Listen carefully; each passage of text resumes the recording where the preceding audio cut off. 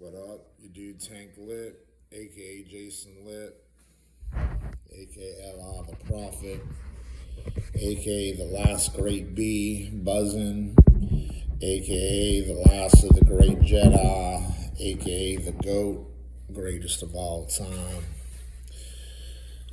Just undiscovered at this point, but still great in my mind. Still believe in my greatness. So, I want to talk to y'all about this dude, Frank James, who shot up a Brooklyn train station in a very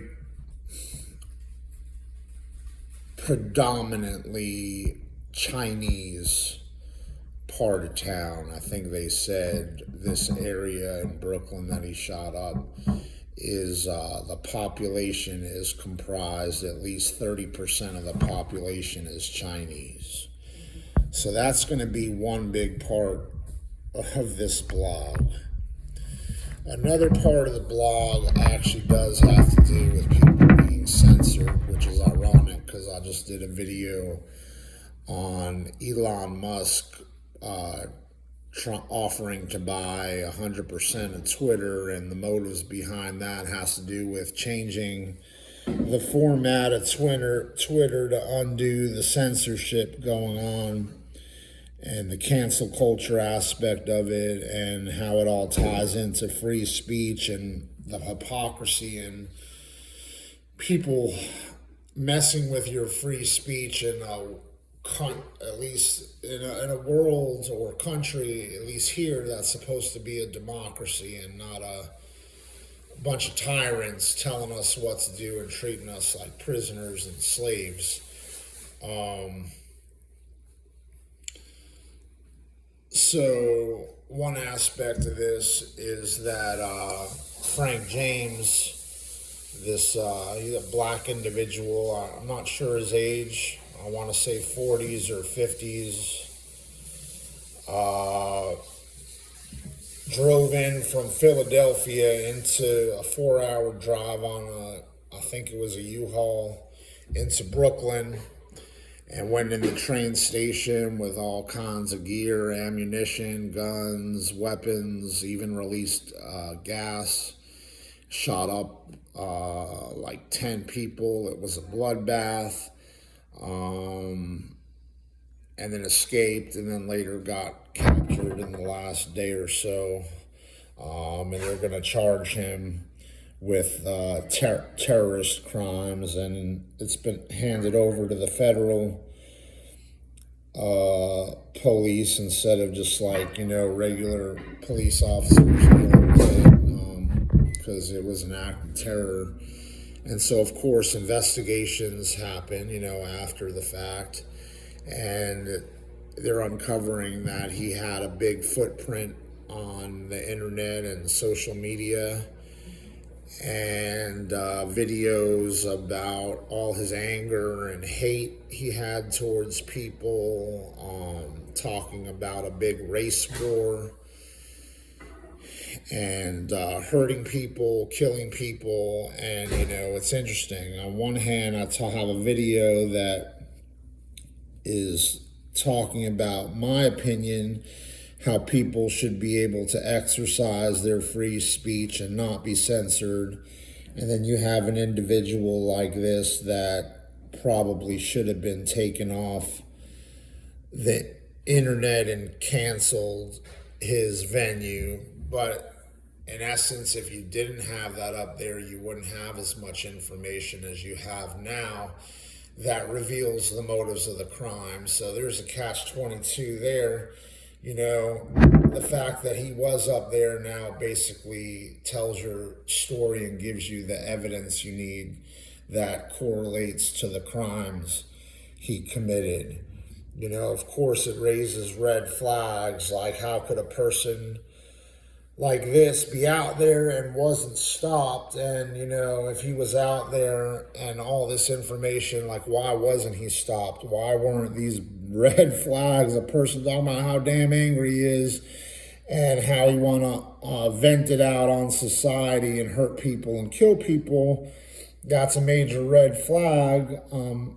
How did they not intervene sooner,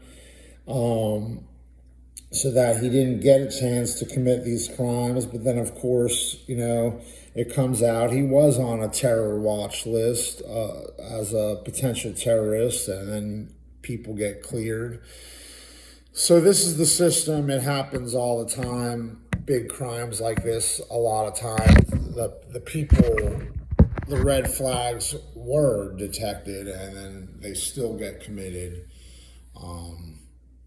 Then it becomes not just a matter of freedom of speech and censorship. A lot of people feel like these kind of individuals should just be imprisoned and caged up like animals and not let to roam free in society. It gives a bad name for mental illness, because that's another piece of information. It's coming out that he had suffered from mental illness. I happen to be an advocate for people with mental illness, that society should not look at them as animals that should be caged and imprisoned and have their freedoms taken away. I feel like I've been afflicted with and suppressed with this kind of oppression that comes from the stigma of how people look at people with mental illness, that they are a threat and they're going to do something bad, so therefore you shouldn't be friends with them, you shouldn't hang out with them, they shouldn't have anything good in life, they should just suffer and suffer. And I don't think that's right, because I think that perpetuates the anger and then the crimes that maybe some of these people commit. So, some of these people saying this person shouldn't have been out so that he could commit these crimes. Like, I get real angry at the people that are quick to throw blows at the mentally ill, like they're a lesser form of people. They have disorders just like a person has a physical handicap and has to go through life in a wheelchair, and you see them sitting at the restaurant at the table and they're in a wheelchair, and you actually have compassion for them. Like, I wish their life was probably better. It's probably not too good. There's not that same level of compassion for people with mental illness. They're somehow bad people that shouldn't have the same rights. So I don't like that a person with mental illness committed a crime like this, because it gives people with mental illness a bad name. And the people commentating on the media about it, some of them are politically correct when they talk about the mentally ill, and some of them cross the line and go too far on how they refer to these mentally ill people, like they should be wiped off the planet or something. Like, I see people like that, like maybe a police commissioner saying something like that. I see him no different as a Nazi, like an Adolf Hitler that wants to exterminate certain types of people from the planet. Like, I just don't think that's right. I think if people were treated fairly to begin with, and there really was such a thing as equal rights, which is not true. There's nothing. People are not treated equally. Things could be better and stuff like this wouldn't happen. But I want to make some uncanny comments, and this is going to be me going too far, but I'm going to say it because I'm Tank Lip, and I don't care if I'm right or wrong or politically correct. I can kind of understand how a crime like this could be committed in a predominantly Chinese part of town. Let's just take one piece of information. There is so much propaganda going on in the media right now with China. I mean, the U.S. has made no secret that they blame China for COVID. We've been suffering from the COVID-19 virus and illness for 2 years now. It's killed a lot of people, and they've made no secret that they blame China for being responsible for this virus coming into the world. So there's going to be a lot of propaganda that causes people to, like, I don't want to say fear monger China, but like hate mongering, like cause ill feelings towards the Chinese. So you got a guy that's mentally ill, or let's just forget about his mental illness. He's just a person I could see how he would commit a crime against the Chinese. I mean, and then let's just take the Chinese. I'm going to make some real personal statements here. And I know it's racist, but I don't care because I actually love all people. And at the end of the day, I think the Chinese are actually very gentle, kind people that I actually might want to be around more than like a white person, and I'm white. So all of this is racist that I'm saying, but let's just go with it for a second. So the negative things I'm going to say about the Chinese that I've been experiencing doesn't mean I'm actually racist or again. It might mean I'm racist because of the things I'm saying are race related, but doesn't mean I'm really against the Chinese, like I want to exterminate them or get rid of them like I'm some Nazi or something. I'm just making some observing comments of things I've observed with them. Now, I go to this Chinese restaurant because I love Chinese food. There you go, love for Chinese. But the actual staff there, they suck. At this particular restaurant, and I've encountered the same dynamics with Chinese people's personalities, not just at this place. I've encountered it at a lot of Chinese restaurants and places that are run by Chinese or Asian people or whatever. And a simple thing, like I feel like I'm kissing the waitress's ass just to get a "you're welcome."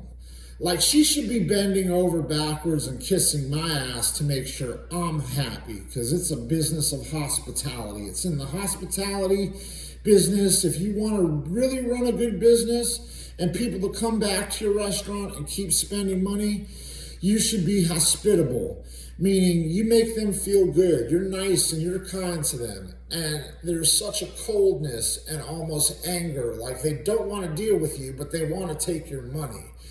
And like, she brings me my beef and broccoli and I'm kissing ass. Like I must be saying thank you to her for bringing me my beef and broccoli like 5 times only to still not get a "you're welcome, sir." Like almost like just tossing the plate onto my table and walking away like she's disgusted she had to serve me the food, like I'm a problem for giving her money. And just other nasty kind of behavior like that in this Chinese restaurant could induce me having ill feelings toward a Chinese person. So maybe Frank James, who shot up this Chinese area in Brooklyn, has experienced stuff like that. Maybe he went into the nail salon and no one speaks English, but they're in America and they're just speaking Chinese amongst each other.